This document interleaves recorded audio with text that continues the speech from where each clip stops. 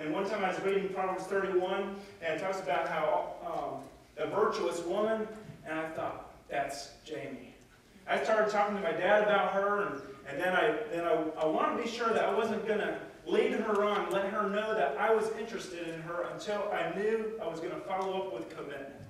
Because that's one of the worst things about dating today, is the destructiveness that it brings in people's lives because there's no commitment. That's right. We can go out with one another, and if it don't work out, we'll just break up because there's a whole bunch more fish in the pond. Listen, God has one person for you. Amen. Amen. Don't begin your heart with this person, this person, and then come down to the marriage altar and have all these other people, or memories, or emotional scars, even if it's not physical scars.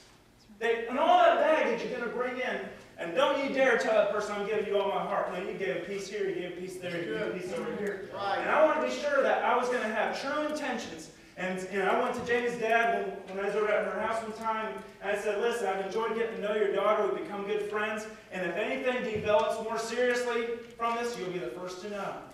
And so time went, our families got together and was doing some things.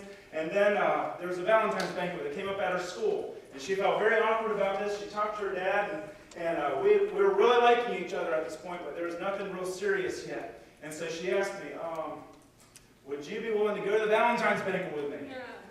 I'm like, oh. So this is what it meant to me. If I take her to the Valentine's banquet, that means I'm going to be marrying her. I have to know that before I take her to a banquet. Oh, man, you talk about going through some serious turmoil. And it seemed like a year went by. I think it's only about a week or two. And then finally, I came to the place of peace knowing that she was the one for me to marry. I arranged to meet up with her dad before the Valentine's banquet. She did not know about it. We met in a park, and we sat down on a park bench, and he's a man of few words, big fellow, 6'3", very intimidating. And I was reading about Pharaoh, and Moses having to go talk to Pharaoh. I just read about that. And I was thinking, wow, if Moses could talk to Pharaoh, I can talk to her dad. I even told him that when I was sitting there. You say the strangest things when your mind's halfway in the clouds, And so we were sitting on a park bench, and I said, I've got to know your daughter, and I believe she'd be the one the Lord would want me to marry. And I just want to pursue getting to know her more with the intention of marriage. So we weren't being engaged, but I was getting his blessing upon me, pursuing, getting to know her more. And so that's why we call it courtship. And so after the Valentine's banquet, I should have told her before, but we were able to talk alone after the Valentine's banquet that night and let her know of my intentions that I liked her. Okay, that's the first time I told her I liked her.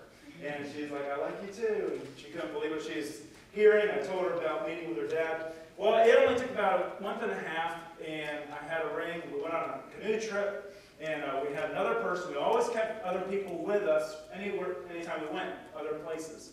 And not just for other people's protection, for our protection, amen? Because we loved each other, but we wanted to keep reputation because we both had youth groups we were involved in. We wanted to leave an example, but more importantly, we wanted to leave an example for our future kids, amen, which we have now, amen? Be able to say, this is the way to do it, this is the way Mom and Daddy did it, it worked and it was fun. But it was the Bible way, amen?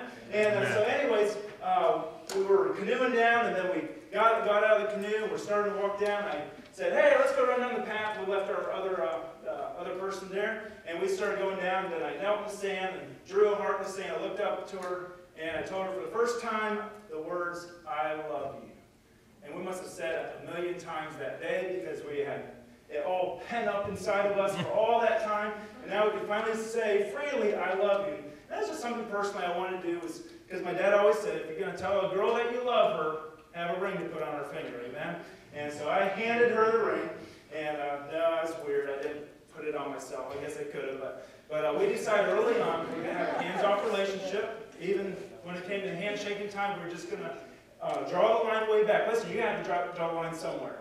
You can laugh at me for not shaking hands, that's fine, but I felt like it would be better to draw the line way back here, and she had already determined that in her heart too, so that made it easy. And we said, we'll just save the holding hands, we'll save that for a wedding day. We'll save the hugs, we'll save the kisses, and in fact we said, we'll put them on layaway, amen? And that was the first title that we had for our book. And then it was just a few months later, July 22nd, 2006, where we finally got married. And I just want to tell you this. The greatest moment of our wedding day You said, was that first kiss? I mean, we kind of planned it out, you know, where she's going to be bending backwards and all that. We're going to have a lot of fun with that.